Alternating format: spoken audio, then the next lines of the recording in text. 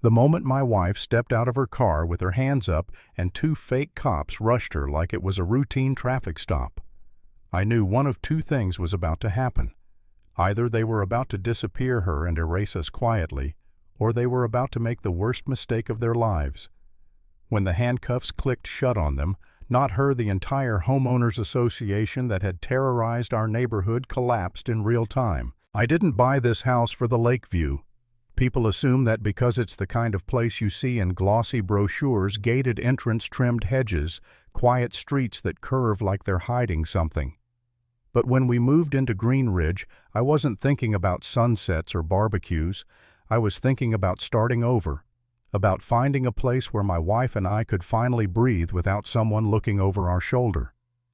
That's the lie we tell ourselves when we're tired, that peace can be purchased, that if the neighborhood looks calm enough, it must be safe. The HOA here was legendary, not in a good way.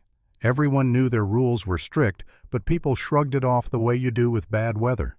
You hear complaints at the grocery store, at the gas station, fines for grass, half an inch too long, warnings for trash cans left out 10 minutes past schedule, notices taped to doors like scarlet letters. The president's name came up a lot, Serafina Vane. Always spoken quietly, like saying it too loud might summon her.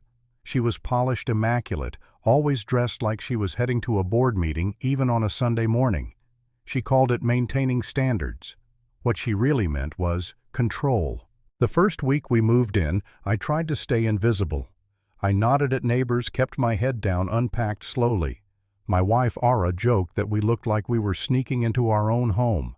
She wasn't wrong. On our second night, I noticed an SUV parked down the street, engine off, lights dark, sitting there far longer than coincidence allowed. I told myself it was nothing. I wanted it to be nothing. That's how it starts, denial dressed up as optimism. The first fine came 2 days later, $500. Reason: listed vehicle not aligned properly with driveway axis. I actually laughed out loud when I read it, standing there on the porch with the paper shaking in my hand. I measured the angle. Perfect. It wasn't about the car, it was a probe, a way to see if we'd comply without asking questions. I paid it in person cash, watching the receptionist count every bill while a security camera stared down at me from the ceiling. On the monitor behind her desk, I caught a glimpse of multiple live feeds, street corners, community spaces, and one that made my stomach drop: my front door. That night the power went out.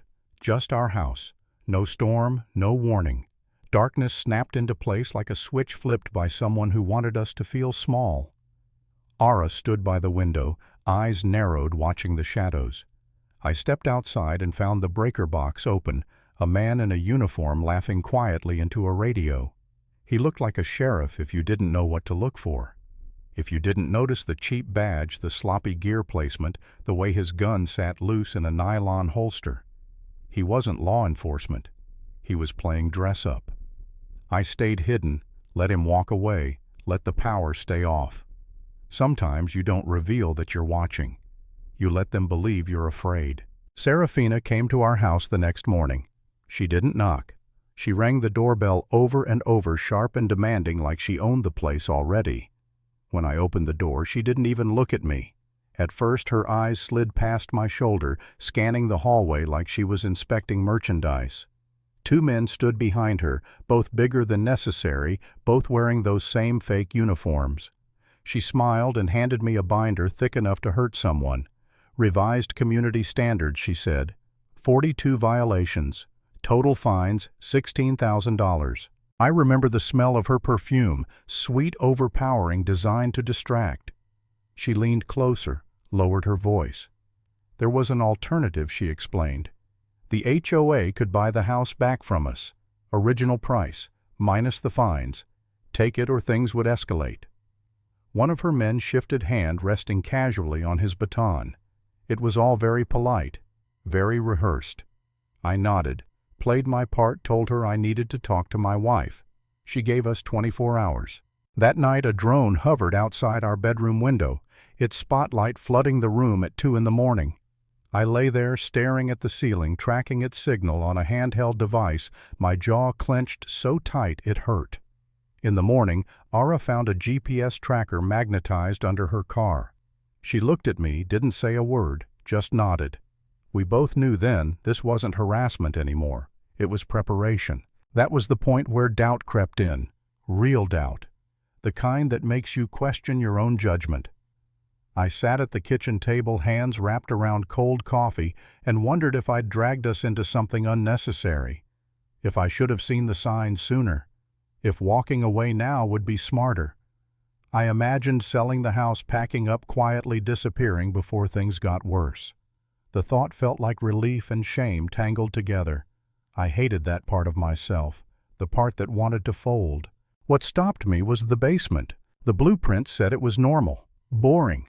But the sound when I tapped the concrete told a different story. Hollow. Wrong. I drilled a tiny hole, fed a camera through, and saw a tunnel reinforced with steel, lit by humming lights, boxes stacked neatly against the walls. Not just storage. Infrastructure. Evidence. Whatever Serafina was protecting, it wasn't just her ego. It was something criminal, something worth terrorizing an entire neighborhood over. That changed everything. Fear turned into clarity. We weren't being targeted because we were weak. We were being targeted because we were in the way. So we set a trap. We staged conversations where they could be heard, talked loudly about ledgers, about taking evidence to federal authorities. We let the tracker stay on the car, let the drone watch. We knew if we were right, they wouldn't wait. They'd act. And they did. The morning Ara left with the briefcase, fog clung to the road like a warning. I followed at a distance, heart pounding, watching through a live feed as the black SUV pulled in behind her, another vehicle cutting her off ahead. The road by the lake was empty. Perfect. They boxed her in lights, flashing men stepping out with authority they hadn't earned. One smashed her window with a flashlight and screamed at her to get out of the car. I felt something snap inside my chest. Rage. Cold and focused. She stepped out calmly, hands up, eyes locked on the man reaching for his cuffs. When he grabbed her arm, she moved. Fast. Precise. In seconds, one was face down, gasping, the other frozen with fear as she leveled her weapon and shouted words that made their blood drain away. Federal authority. Real authority. The sound of sirens followed, not theirs, ours. Serafina arrived just in time to see her empire crumble. She tried to run, tried to force her way through desperation, making her sloppy. I blocked her path. Agents swarmed, rifles raised, commands shouted. When the cuffs went on her wrists, she screamed about ownership, about power, about who she was. No one listened. Back at the house, the tunnel was breached. Cash. Servers. Records detailing how HOA fines laundered money, how families were ruined, pushed out, silenced. It was all there. By evening, the news vans were lined up outside the gates. Neighbors stood in their driveways, stunned, watching the symbols of their fear being dismantled. I stood on my porch as Serafina was loaded into a transport van. Her perfect suit wrinkled, her authority gone. The quiet that followed wasn't celebratory. It was heavy. Real. The kind that settles after a storm when you realize what could have happened if things had gone differently. I didn't feel victorious. I felt resolved. Because the lesson wasn't about HOAs or fake cops or power-hungry tyrants. It was this authority only works if you believe in it, and bullies collapse the moment you stop pretending they're untouchable.